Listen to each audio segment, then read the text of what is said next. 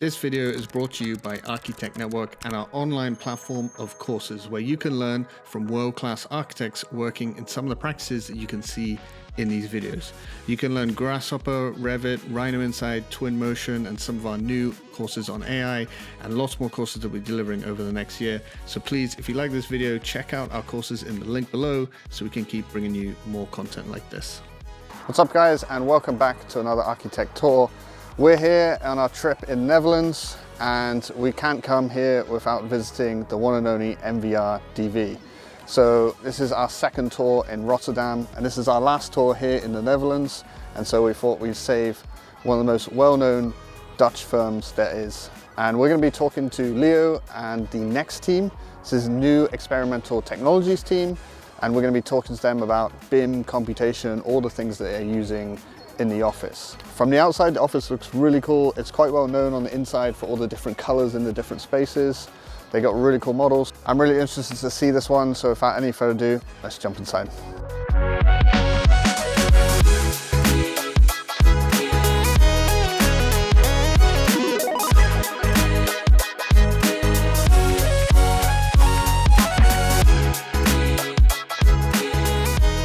Hi guys, we're here in the office with Leo from the NEXT team. Thank you so much for having us. Yeah, welcome to MVRDV in Rotterdam. Yeah, it looks like a super interesting office already. I'm really excited to see all the different color rooms and spaces.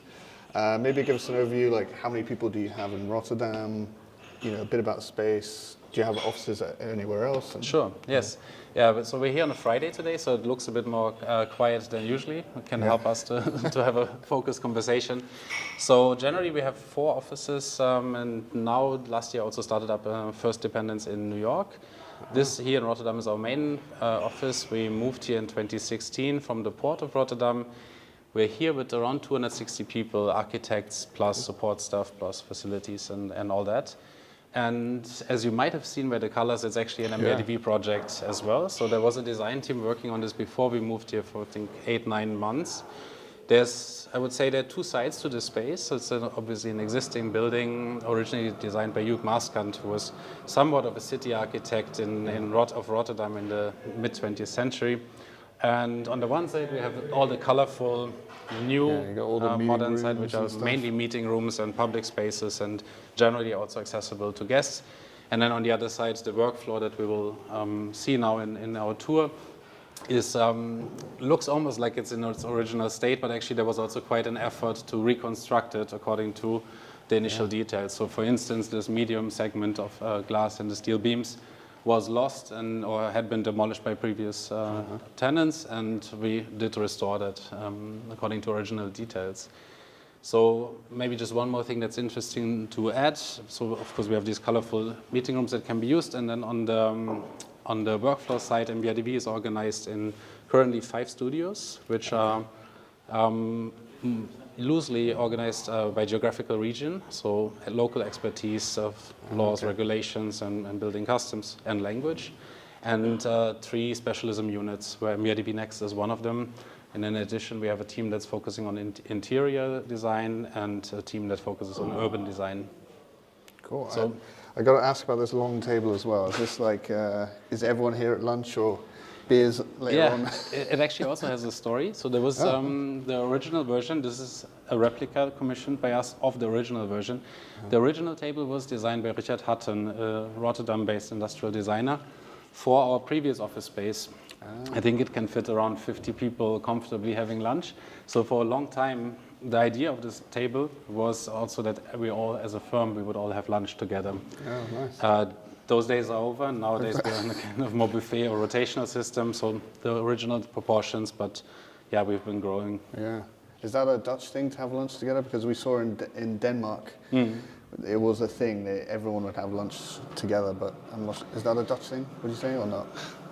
I think it's for us, it's very crucial. It's one of these elements where really the setup of the facilities represents a working methodology. Right. So especially from our perspective of MVRDV NEXT, when we started out, a big challenge was to identify the right projects within MVRDV to collaborate on, like where is there an angle for either a need for technological development or opportunity to innovate. Yeah.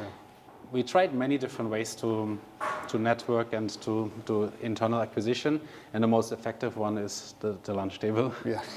So as we will take this tour throughout MVRDV, I'll point out a couple of elements like the one that we stand in front of now, which are mock-ups of completed buildings, usually one-to-one. This is the last remaining piece that we have in the office of the Amsterdam store that we designed for Chanel. Yeah. It's the rest of the upper half of the mock-up is in Munich at an exhibition right now. It's interesting because it was the first building where glass bricks are used with an invisible glue. Normally, the modernist ways with a mortar in between as a joining element.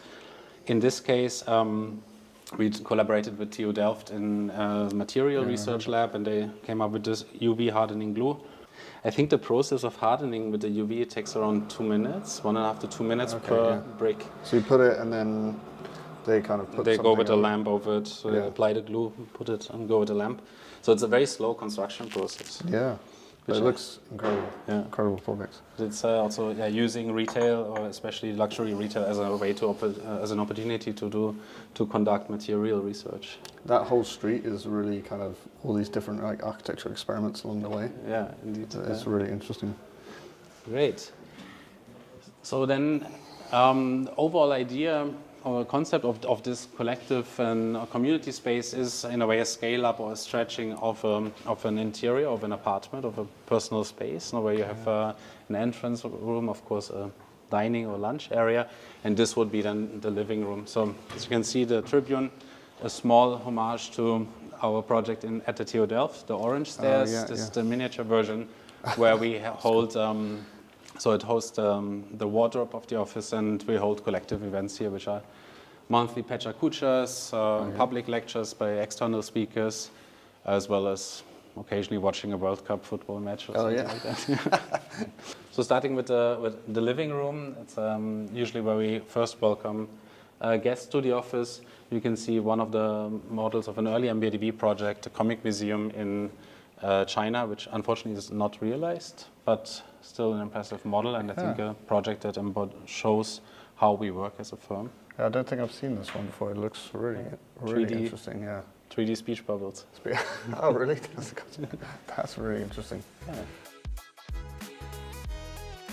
Another meeting room, the reading room, you can already see the idea here that all of these rooms double in function. So all of them are functional meeting rooms, but then they have a secondary function, which in this case, of course, is a collection of literature, both publications that MVRDV is present in or that MVRDV has authored, but also, of course, the external books that we use as references. Library. Indeed. Library project. That's in Spijkenisse, south of Rotterdam, the Book Mountain. Yeah, that's a really cool project as well. Yeah. Multitasking versatile representative directing vipers. Yeah, so that's personal assistants of the managing directors of MVRDV. And there's a whole game, of course, of unpacking this abbreviation of MVRDV, which initially, of course, stands for the surnames of the three founders, Winnie Maas, Jacob van Rijs, and Nathalie de Vries. And at the same time, it's something that we also encounter when, especially meeting people abroad from the Netherlands, that they struggle with remembering this this kind of cryptic name of the company. So there's a full series of alternative extensions of here we go. the names. Multitasking versatile representative directing vipers. That's pretty.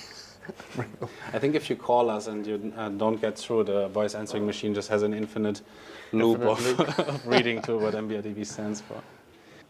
And so, as I mentioned, we moved here in 2016, which was also a time at which MVRDV grew as a company quite exponentially. So initially, we were only working or thinking about the office as this main space. We're entering now extension number 1, which I think was opened in the same year. Initially, it was designed by us as a shop, which then later moved on, and we took it and extended our office in this direction.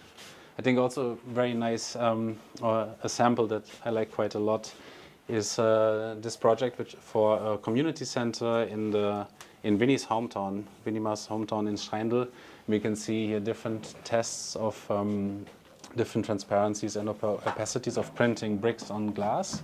And the concept of the building is essentially take a typical Dutch farmhouse, scale it up to a community center and to fit the program and the size, and with that also scale up, of course, the size of the bricks. Okay. And then, it's and then so like on the glass facade, you have this, this film. Yeah, these photographs of different details and the historical farmhouse, and then there are moments where it fades into transparency to create new openings and views. I don't think I've seen that. Yeah. There's a story I think that Vinny wrote to his mayor when he was 16 or 17 that his town needs a community center, and then some decades later he actually realized it. Wow, it definitely looks like a store/office. It's really nice space. Initially we designed it for a client, which was a design shop in Rotterdam. They have moved in the meantime, and as we can see, we moved in. Generally, the office is on an annual rotation, so design teams that are situated here, once a year we mix that up to have more increased communication between the different studios. Currently, it's our Asian design team, so mainly Chinese market, Korean market, and Japan. But we can also see on this side this shelf, which used to house these materials. Exactly, which are now samples, but also a lot of the materials that we designed and mock-ups of those. Like for instance, up there, the coral pattern, 3D printed coral pattern we used for Tiffany's shop. You can also see here there's a carpet we designed, so the idea of working with leftover pieces translated into this puzzle patchwork carpet of leftovers of the carpet materials of a manufacturer. Really nice. Can you stand up? So what we're looking at here, that's like a studio. That's one of the 5 studios, exactly. And that's and then within the studio, you have multiple products and multiple teams? Yes, yeah, exactly. Okay. So we try, nowadays, of course, this is, it all grew, and it's hard for people to know, I think, just what's going on in the office. Yeah. At the same time, that's really crucial to understand also when to offer your expertise, maybe without being asked, like just to share knowledge effectively and not to get kind of separate into micro offices. No? So therefore we try initiatives like this. Of course we have, as I mentioned, we have sharing sessions, pecha kuchas, but we also just put displays of the projects that are currently ongoing, as you can see there, and share booklets and first Very cool. We're trying to really use all the corners we discover over time in the building. So here we explore, or try to really understand hands-on how green facades and vertical greenery can work. At the same time also explore on the ground, like the effect of removing tiles and making surfaces more permeable. Yeah. So and there's little experiments all over the office. Exactly. And there's a working group that gardens in the free time. We had hatching birds and so on. Oh yeah, yeah. I can see a little some bird nest or things in there. Indeed, yeah. Nice.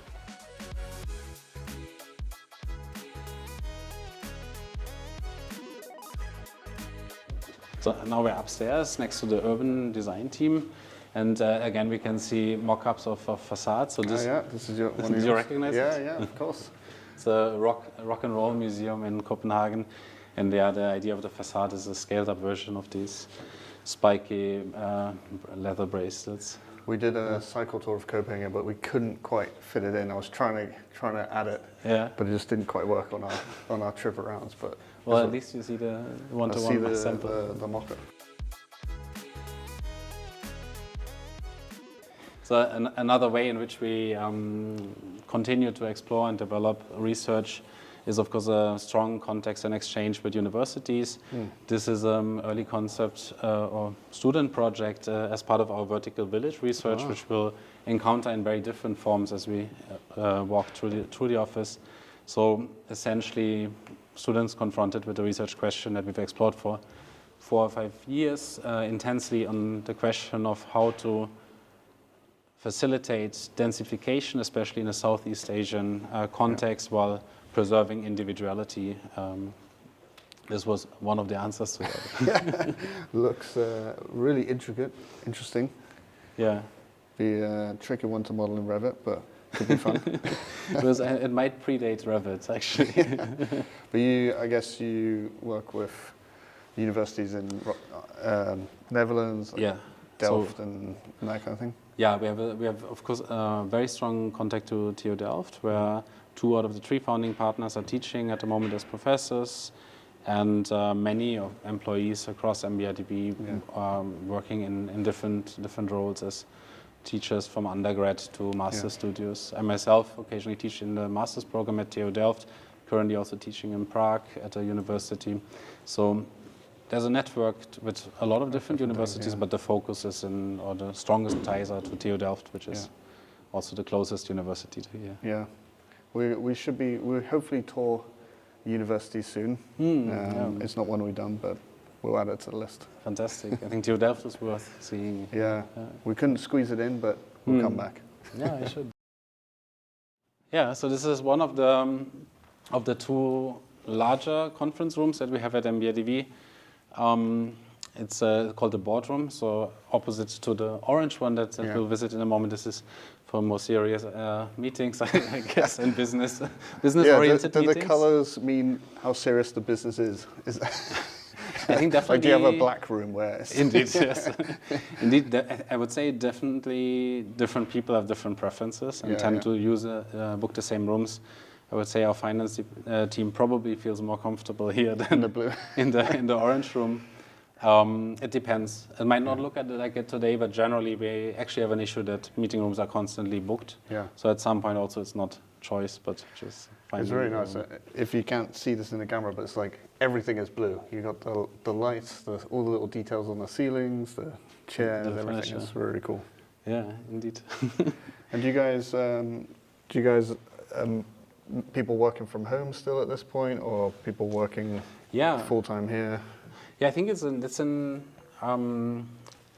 interesting development, which of course started with the pandemic. Yeah. Also, prior to 2020, 2022, I would say working remotely was not such a strong, not so common across MVRDV, and we also didn't have any real workflow, so we were not used to that level of communication. Yeah. So people were traveling for work a lot, and there were ways to stay in touch, but to working from home was not really a thing. Yeah. One of the things we realized after 2 years of pandemic, where we, of course, all struggled with not staying in touch, maybe kind of losing also the overall or larger perspective of the practice. Everyone works in their own projects, but you don't know what else is happening, which is really a very physical thing. One of the things that we realized is that actually we don't fit into the office anymore. Not only due to the 1.5 meter social distancing rules, but just we didn't have enough computers and enough working spaces. We have in the meantime, of course, scaled up and found solutions for that, but all of this helped, I would say, with a culture where definitely much more working from home is happening. Okay. So you're a bit slightly hybrid. Yes, yeah. Well, I would say quite a lot. There are people who do 1 day a week or 1 day every 2 weeks from home. Nice. Yeah, and certainly the flexibility is there both in support or being allowed to work from home, but also having through Miro and Teams and all of these communication technologies, having the possibilities to doing that without much interruption to processes. Yeah. This one's intense. They're bright. Indeed, yeah. The bright yellow. Aye. Yeah. Indeed, it's also not really a meeting room, but some people more or less work from. If you're feeling a bit tired, you can. This is really cool. We have to talk about the table. Come in. So this is called the lounge room. Actually, when we opened the office, there was even a small cigar ashtray here, which in the meantime was removed because, of course, it's a smoke-free office. So when you win a competition, you can come have a cigar. People were hoping that. I think it never happened, but yeah, also of course. Actually, quite a lot of meetings that benefit from this vibe, I would say, of a kind of comfy lounge chair as well. And in the middle of it, we have a table that we designed recently. It's a coffee table, which is a follow-up of a collaboration with Delta Light, where we explore creative reuse of leftover profiles of the mounting systems of the lights. Yeah. So initially, we designed a series of lights, which I will also show you. And later on, we complemented it with a coffee table.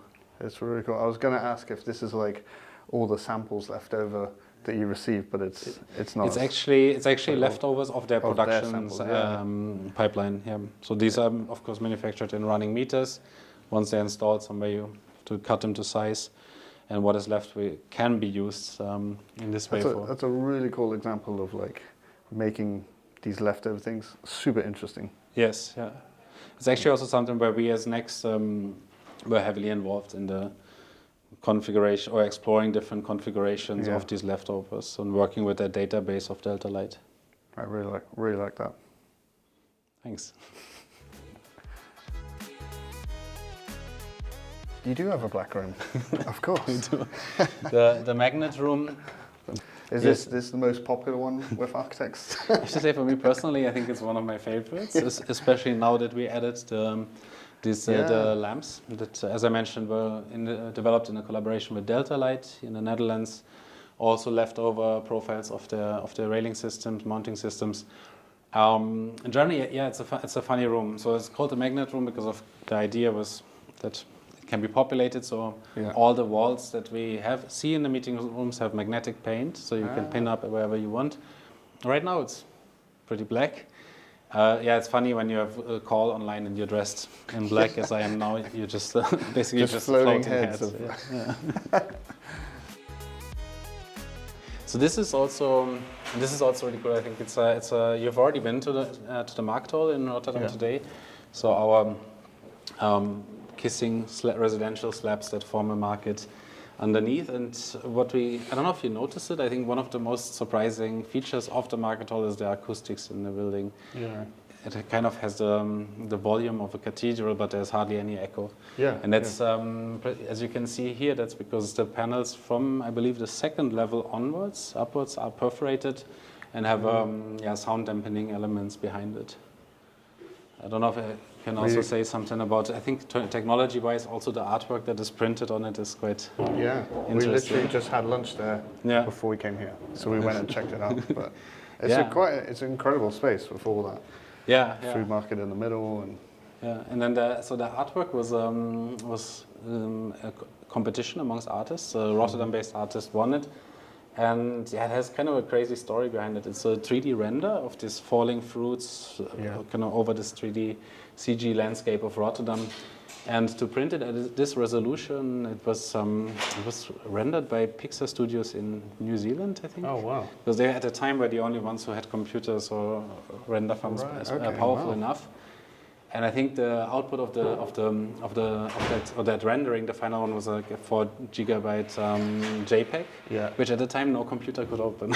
Wow. Okay. So then there were universities that developed a new algorithm to read out JPEGs partially to compose them in 1:1 scale for print. See. Crazy. So things you think are straightforward become incredibly complex. At that size, I think.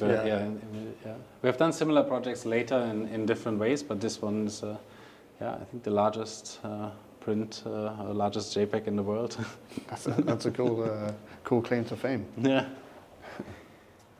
Then on this side, on our right, we see the visualization studio. So I believe around 7-8 years ago, MVRDV formed a dedicated render team, which at the time was mainly focused on images, and nowadays, of course, also does a lot of video, animation, interactive elements, and so on. I've seen a bit of Unreal, all the Alienwares.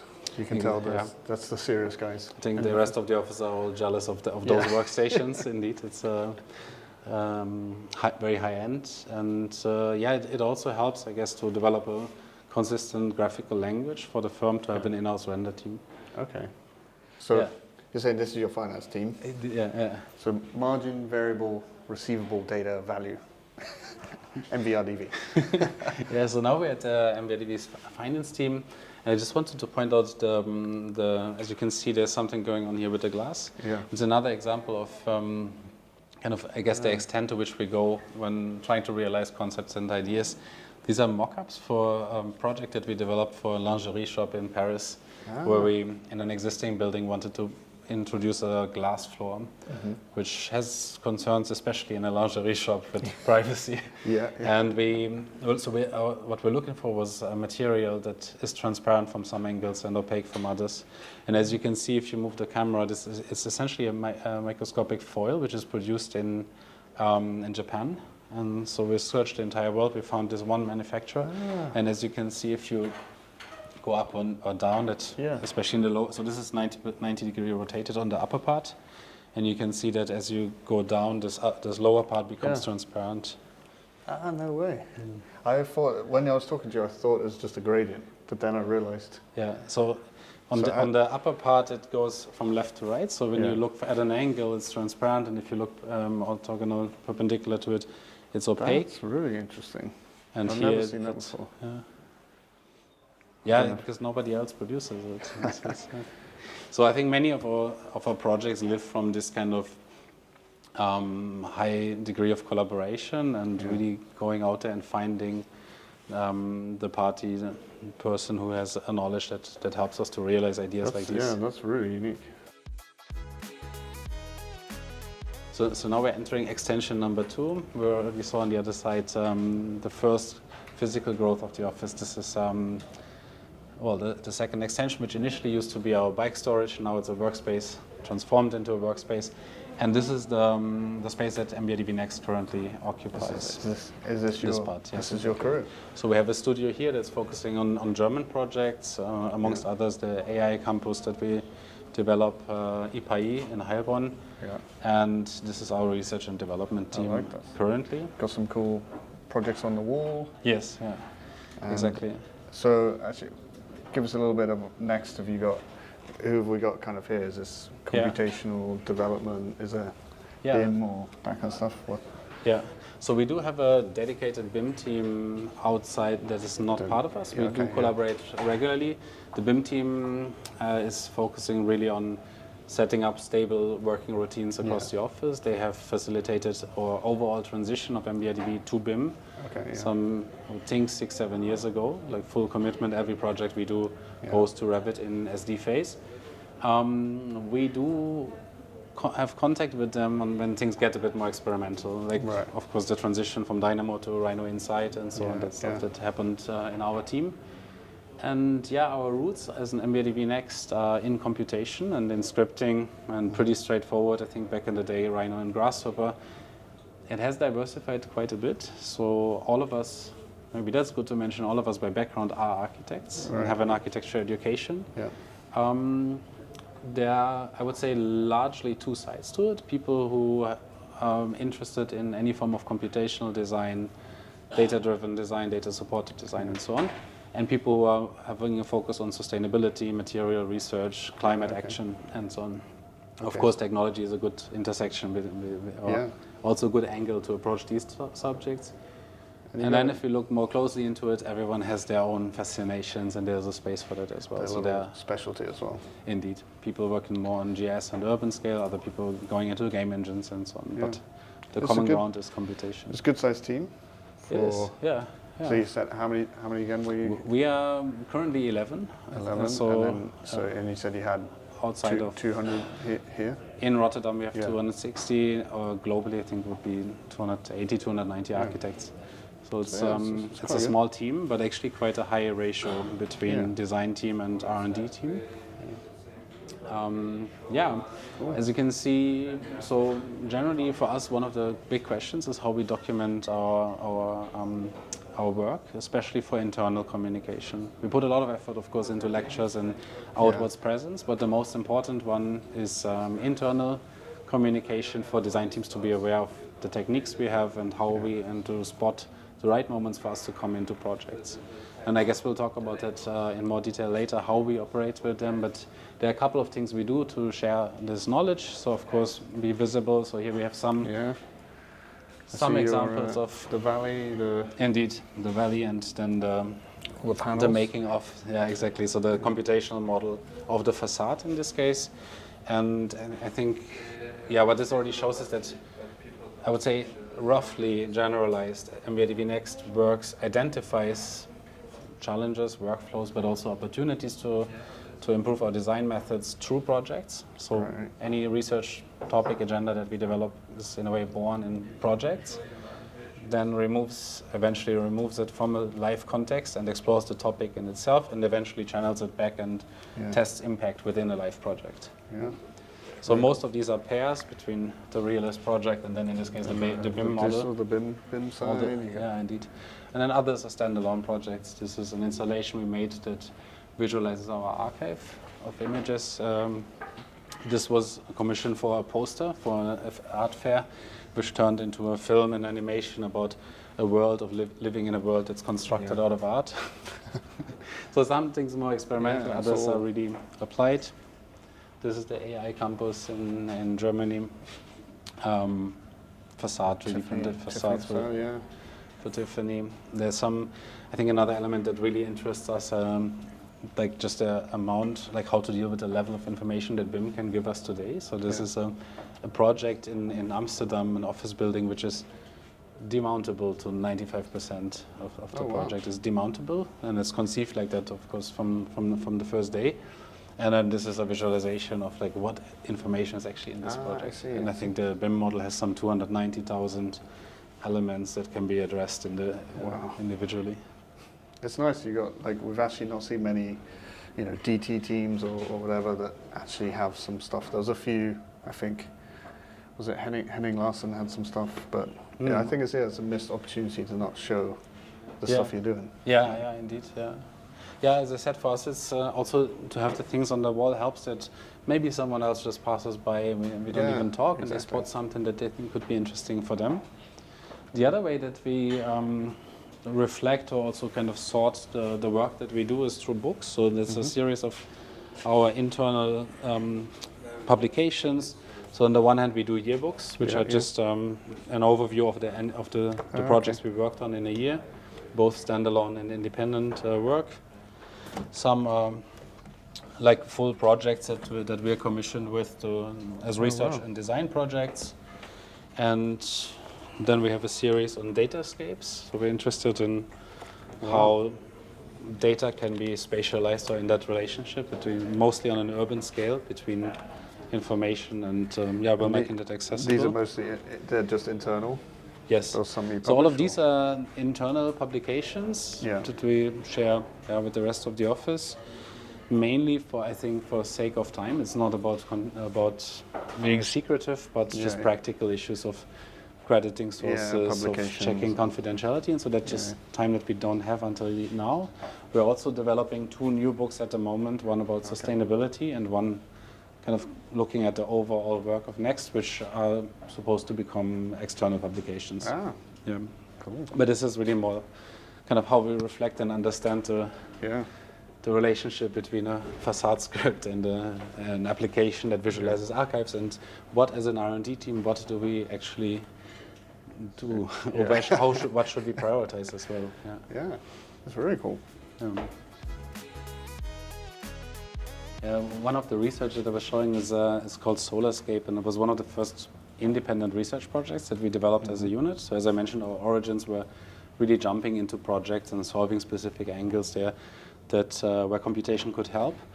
And this was a project that, it started through a feasibility study, and what it explores is there's a model of Rotterdam. It's a fragment of the full model that we built for Biennale. I can see a few. That's your. Indeed, that's the Markthal. This is the depot. Well, that's the depot. This is an auto-encoded GAN depot. And what we explored was the densification potential of Rotterdam under a specific policy. So the city of Rotterdam published a policy called High-Rise Vision, which defined very precise rules between public spaces, which are indicated in this transparent acrylic, and sun hours. So like you can't overshadow the spaces. Exactly. And each of the spaces has different times and different rules. And I see. So this one, you can't block but indeed. Here. Yeah, so it's north orient. This is north. Here's south.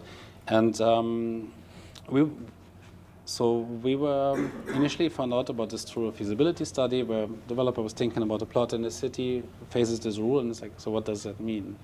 You know, if you have a design, you can easily run sun hour analysis and you can verify it or you can check if it complies. But if you don't have a design yet, how do you visualize that space? Right. Okay. And so then we got interested in scaling it up and developing a methodical research, and eventually turn it into a physical model, which I think is kind of, for Biennale, as I mentioned, which I think is kind of ironic because, of course, it's a dynamic policy, it's a dynamic data model. The algorithm can generate different variations, and then we freeze it in time and show looks it like kind an of adaptation model. like a super futuristic city. These kind of like angles of the sun, Yeah. coming in and stuff, or like these bites out of buildings. Yeah, I mean, we see them more as envelopes in which a design can be developed, not as a literal design. But again, it's about visualizing, in this case, this datascape of public policy. So while the policy was written, there was no way for the authors of it to visualize or to even quantify the impact of the policy. Yeah. Are we over-regulating in these areas where nothing can be added, or are we under-regulating here? Yeah, and that's where these models can come in, somewhere between architecture, public policy, and urban planning. Yeah. Freddie and CJ are two of our experts here on generative AI. Okay. Because over the last year there was a strong focus on stable diffusion and ComfyUI, initially using that and finding a place in the workflow, and now more and more also customization, building custom LoRa's, and so on. And one of the things I guess that we struggled a lot in that process is, like most companies, larger architecture firms, we have very strict IT regulations. So these are actually also two of the computers here that have admin privileges and therefore can experiment a bit more with new technologies. You guys are in a bubble of Indeed. Off the network, but also with full elevation. Yeah. So here you're experimenting with ComfyUI, LoRa's, you're making your own MVRDV LoRa's, and you're using it as MVRDV data. Yeah, that's great. And so you can plug in like an Enscape render and take it to the next level. Yeah. And then next to it here we can see another software that we have developed in-house, Carbonscape, which I think many architecture firms have done similar ones. We started this around 3 or 4 years ago. So early stage embodied carbon assessment. Yeah. So like on the level, once you start to sketch out the massing, can we already estimate the costs, not in a financial sense, but in an environmental sense. In CO2. So does this come from like your Rhino model or something like that? Now it's detached. It's a standalone web app. You can interface to Rhino, Rapid, anything really. Yeah. And you're just uploading the bits of the model that matter. Yeah, indeed. Yeah. Like how much facade, floor plate area, stuff like that. Exactly. Yeah. It's really geared at. I think CJ, you also do later stage assessments, but it's really geared at early stage. Yeah. Cool. Very nice. Nice. All right. Oh, that's cool. I like the little voxel holes. Yeah, this is a project from German studio. Here we can see another facade mock-up. This was Do you recognize? This is the. Actually, I forget the name of it, but we depot. just saw it. The depot. The depot. Yeah, exactly. So we went for a different manufacturer in the end, but this was an early sample of the depot art storage here in Rotterdam. Yeah. We literally just went past it. I think we're going to go try and check it out again. Yeah, at night. At night? It's actually really nice at night. They have there's a light installation by Pipilotti Rist. And it's kind of funky, bit of an alien-like structure that projects colored splashes, and then the reflections in the building are cool. So I would say at night it's a good time. Yeah. So here you're saying this is your Asia. German. So German this is studio. a German studio. We do have an office in Berlin as well, which is opened at, I think, around 4 years ago. But most of the concept or early stage design is done here in Rotterdam, and then that's generally how we work between the main office in Rotterdam and the satellites. First design directions are developed here in Rotterdam, and then in later stages we collaborate with the local offices that have a higher level of knowledge towards regulations and so on. And 2 years ago, I believe 2 years ago, 1.5 years ago, we won a very big competition for the IPAI campus in Heilbronn, west of Germany, for a new AI the one development campus. So there are more projects happening, but this is, I think it's the largest project in the history of MVRDV. So it keeps a lot of people busy here. Also a very ambitious timeline. So the main space, main studio of MVRDV in Rotterdam, called the Atelier.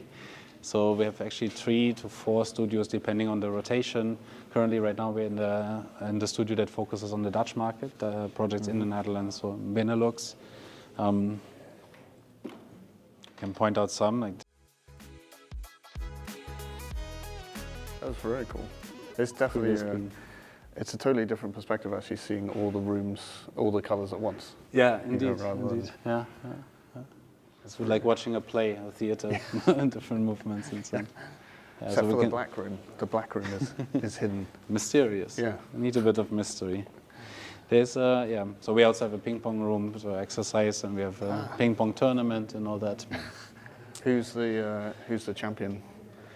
We used to have a really good Austrian player who moved back to Austria now, and maybe it's a bit of a cliche, but I think now it has been a solid lead by Chinese players and an Italian player. Italians? Oh yeah. I retired some years ago, so I'm a bit out of the scene.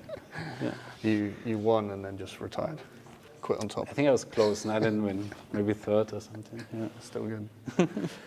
So also here, like to just share work in progress, showcase the things that are happening, and just to stimulate exchange also with people from other studios who are just passing by. And little study models everywhere. Indeed. Really cool.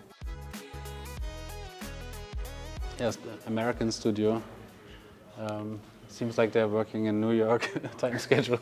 It's a bit quiet today, but again, it's Friday afternoon. This is another studio.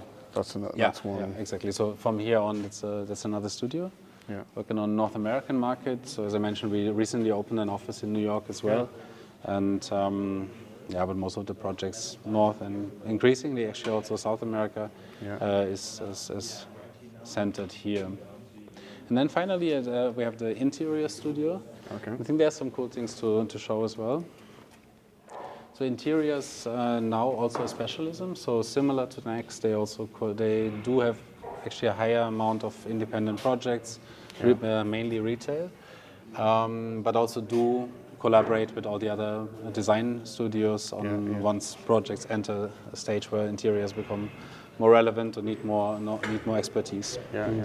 There's some samples here you can maybe show. This is from a facade for Bulgari store. This is a model of the full element, and it's out of recycled, I think, beer bottles. So it's recycled glass, which gives this kind of almost marble effect. Incredible. So like sustainable marble. So we're in MVRDV's model room now, and of course, nowadays a lot is about rapid prototyping. We have a laser cutter next door, and we have a CNC machine, 3-axis CNC in the basement. But the roots of MVRDV, really to a large part, are foam cutters. They're still here, even though unfortunately they're used, I guess, less and less. But they I think taken over by the. To some extent. We got foam and 3D printed. Yeah, exactly. So I actually remember one of the first projects I did here, where at the time we only had a single 3D printer, Ultimaker, and printed a massing and a concept massing, which was this kind of stack of different volumes. Met some partners or reviewed it with some partners in the office who got extremely frustrated by the fact that you can't break the volumes apart and reconfigure them. So I think there's something that is lost in this transition of using models mainly for representation and manufacturing digital models, and the whole intuition and playfulness, which really was at the core of MVRDV's concept designs. That's missing, and I think we're still working or very much interested how AR, computer vision, and scanning can help to bring that back as well. Yeah, it's a nice mix to have them both, and it's a fun workshop space. Yeah. This is of course one of your well-known projects. So that's more recent. Initially, really internal model making was focused on design models, study models, work in progress. And recently, with a new model team led by Adriana here, we're focusing also on increasing capacity to build presentation models and final deliveries as well in-house. So that's the depot here in Rotterdam, public art storage, the first public art storage in the world. And this is part of a master plan for Eindhoven, where, as far as I know, the rule is that there's an existing rule that you can't build higher than the church. So the proposal is if you raise the church, everything else can be densified as well. So existing church would be until here, sits on the ground, and we lift it. And then this kind of staircase, you can access the whole. To give public access, indeed. It might look silly. We actually have done a feasibility study on it, which turned out it is expensive, but it is technically feasible. It could be done. It's definitely interesting. Seems like Game of Thrones kind of style, right? Yeah. You'd get so many people taking photos and stuff. Yeah, I think escape routes, I'm not sure if Yes. it's factored in. Now, of course, we got to talk about some of the models. That's one of our favorite parts. Indeed, yeah. Some of your very well-known projects here. Yes, yeah, exactly. So currently, it's a lot of presentation models here, but also this part is on rotation. Yeah. This is in our home in the UK. It is early MVRDV project, the balancing barn. Yeah, crazy. It's like the topography cut milled out of metal. This is metal. Oh wow, yeah. Didn't notice that. That's very cool. I haven't seen it in real, but as you can see, there's even the little swing is built underneath the balancing barn, and the book mounted in Spijkenisse. Yeah. So a public library that we built. Not too far away from here. Right? Indeed, yeah. I think it's 30 minutes by subway. Then this is the Kop van Zuid. It's a peninsula in the Maas in Rotterdam.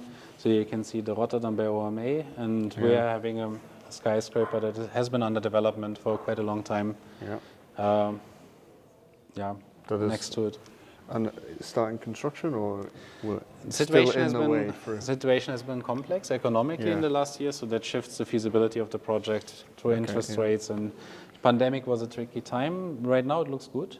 Facade looks interesting, like some. Also has changed a lot. Yeah. It's tricky with high rise, no? Like also there was a revision of public policy. There's a housing crisis in the Netherlands as well, which politicians try to address. Regulations of that then have an effect on unit layouts, which has an effect on facades. So it's a complex building. Yeah. It looks very beautiful. In the hometown, of course, we really care. We hope to realize it. First project in South America, in Ecuador, the hills. So another type of valley, Amsterdam, but then translated to local context, different densities. So we have, there's an idea of, I think internally we call it families. So design concepts or spatial techniques that can either work towards public spaces, maximum terraces. I see you've got QR codes. I'm gonna, what happens if I... Try it. Let's try it. Let's see what happens. And we go to your website. Oh, that's cool. It's linked to the website. Yeah. Takes us to the website. Yeah, we used to also have links to virtual models. I think that was in early releases of Speckle. You could host a 3D model, basically. Yes, something like that. Yeah. But now it's linked to the website. It's a project in Albania, in Tirana, in the capital of Albania, which I don't know if you can recognize. So it's an office high-rise, and the imprint is a map or is the topography of Albania, expressed in a height field, between cantilevers and lodges. And here you have the coastline of the city, then the mountains of Albania. Yeah. As a way to sculpt the building. It's almost completed, so it's fully built, and I think they're working on facades right now. Awesome! I have to look them up. And this is a really early MVRDV project, 1996. One of 3 lodges to a public park here in the east of the Netherlands. We're actually now working on a 4th one, so revisiting this, which is also quite beautiful. If old projects come back, and you can. Yeah, it looks like one of those really intricate little. What is it? Is it some people stay in? Or it's an entrance. It's one of the entrance pavilions to the. So the park has it's a large national park, and then has multiple entrances. Yeah. Each of them having one of these pavilions. Yeah. So information, wayfinding.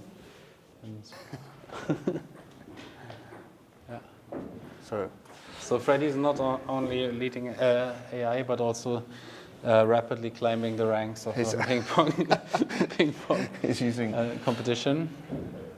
So we have. This was completely unscripted. We didn't set this up. This is organic ping pong tournament going on here. Indeed. So 1 minute he's doing AI. What he's secretly got is that AI is doing his work whilst he's dominating the ping pong. That would explain how he became so good so quickly in ping pong. So we have again, I guess one of the ways to to just also stimulate exchange between employees and talk about the work, ideally while playing ping pong. No, but we have an annual tournament. Some people take it really serious. Yeah. Actually, quite a lot of people take it really serious. And for the finals, the table is moved in front of the tribune, and it can get intense. Yeah, the rivalries come out. Indeed. Yeah. Cool. Yeah, I think so. Then there's a drawing room. I think it's not in the most presentable state right now, but so people can just scribble. You can draw on the walls? Yeah, exactly. All the walls have a special coating to be removed. That like idea paint, where you can just rub it off? I think you can use any non-permanent marker, yeah, and then it's more in the coating of the wall. There are moments when this room becomes really beautiful. Yeah. if it really kind of becomes a canvas of a project and you can kind of trace the steps and the thinking and the development. There are other moments where, yeah, it's like looking at your sketches in a notebook. No, there are good parts and less clear elements. Yeah. And then next to it, the Wunderkammer. I hope we can have a look later.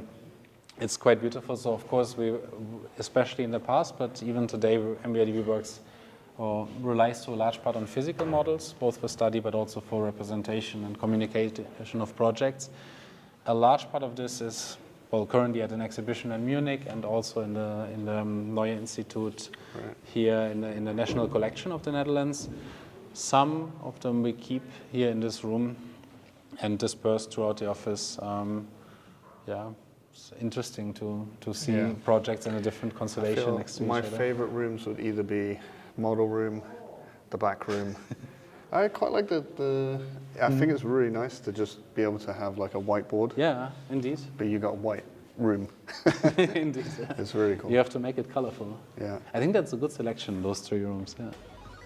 Join us over in the part 2 of the tour where we sit down with Leo and Sanne and actually discuss the next team, BIM, computation, how they're using AI and all that good stuff. Don't forget to also like and subscribe. It really helps the channel. The more people we get on board, the more offices we can get into. And also don't forget to go and check out our courses on our ATN website. Otherwise, jump over to part 2 where you can see the full interviews.